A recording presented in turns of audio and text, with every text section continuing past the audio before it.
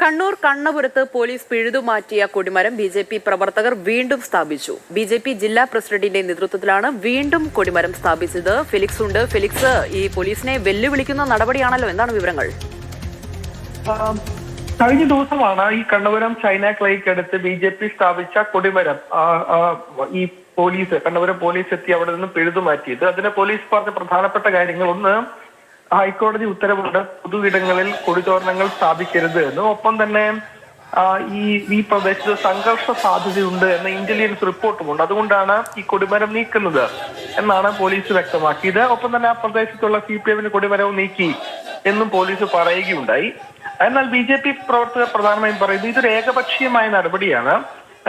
ഈ പ്രദേശത്ത് ബി.ജെ.പി. കൊടിമരം മാത്രം വന്ന് പിഴുതെറി, ഇത് മാത്രമല്ല ഇതൊരു പൊതുസ്ഥലമല്ല എന്ന് ബി.ജെ.പി. പ്രവർത്തകർ വാദിച്ചു. വലിയ പ്രതിഷേധം ഇന്നലെ ഉണ്ടായി. അങ്ങനെയാണ് ബി.ജെ.പി. ജില്ലാ പ്രസിഡന്റ് നേതൃത്വത്തിൽ ഈ പ്രദേശത്ത് വീണ്ടും ഒരു പ്രതിഷേധ മാർച്ചുമായി ബി.ജെ.പി. പ്രവർത്തകർ എത്തുകയും കൊടിമരം ഈ പിഴുതുമാറ്റിയ അതേ സ്ഥലത്ത് തന്നെ മറ്റൊരു കൊടിമരം സ്ഥാപിക്കുകയും ചെയ്തത്.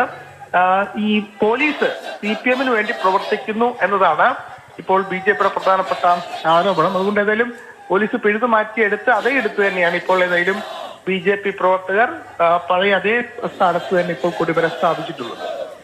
ഓക്കെ, കണ്ണൂർ കണ്ണപുരത്താണ് പോലീസ് പിഴുതു മാറ്റിയ കൊടിമരം ബി.ജെ.പി. പ്രവർത്തകർ വീണ്ടും സ്ഥാപിച്ചിരിക്കുന്നത്. ബി.ജെ.പി. ജില്ലാ പ്രസിഡന്റിന്റെ നേതൃത്വത്തിലാണ് വീണ്ടും കൊടിമരം സ്ഥാപിച്ചത്. ഫെലിക്സ് ആണ് കണ്ണൂരിൽ നിന്ന് വിവരങ്ങൾ നൽകിയത്.